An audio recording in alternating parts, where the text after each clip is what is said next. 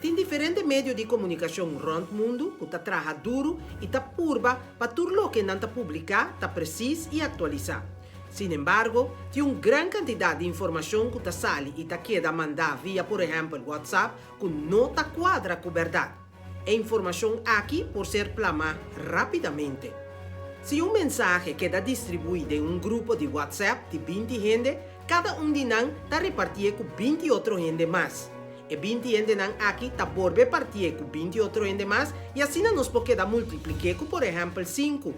Assim, a notícia aqui está queda expandir na milhões de gente rapidamente. Notícia falso porta de hobby forma. Um dia mais comum está copy-paste via WhatsApp ou via grupo de Facebook. A bota quer o conteúdo para sobre essa aqui a ser mandado por um amigo ou uma fonte de confiança, por exemplo. A bo não sabe quem realmente que atraja o mensagem aqui. O bibia é fonte de um vago ou falso. Maneira, por exemplo, um amigo de um amigo que está doctor, soldado, ou está trabalha, por exemplo, de uma instância governamental. Um mensagem de voz a ser mandado com o mensagem de um colega que tem um amigo que está atrás de um hospital espanhol situado na Gran Canária. Algum dia tepnan está útil, maneira lava turcos bom, pero o mensagem está sugerindo que solo está neutralizar o vírus de corona e que bebe um slot de água caliente cada 20 minutos está mata o vírus.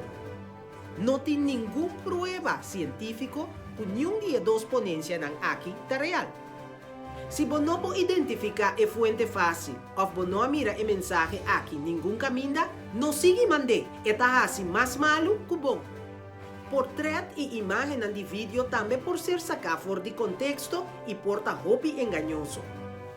Estava um vídeo de Itália e também aqui na Holanda mostrando o veículo ng militar riba trem. Mesora alanta rumor que o militar não estava ajuda o governo a poner ordem com o distúrbio de coronavirus. De hecho, o trem não estava vindo back for de exercício rutinário que não estava tendo nada de a ver com o brote. Algum de nós envia para compartilhar mensagem para joke ou para alegrar outro seu estado de ânimo. Algum está tomando a sério e outro não. Prometo que vou compartilhar e share algo, siga o passo aqui.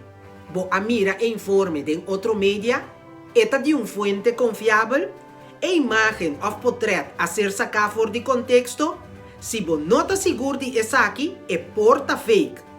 Abo por evitar que a informação aqui está se dano dor de não seguir mandar. Se você quer informação médica, vai riba ao website da World Health Organization. Se você dúvida com uma história real, sempre pode checar com uma fonte de confiança ou que meio de comunicação caminha a bota viva ou, por exemplo, BBC caminha a mim a sacar a informação aqui.